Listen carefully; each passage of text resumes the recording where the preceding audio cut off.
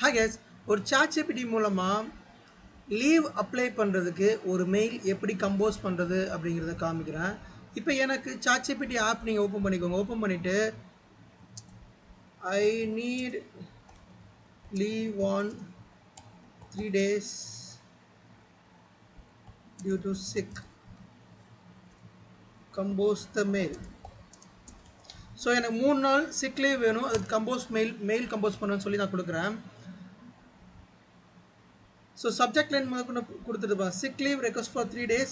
I'm feeling unwell, have been advised to take rest. I would like to take a sick leave on 3 days from start date and date. I will ensure that my pending work is managed appropriately. I'll be available via email, phone or something.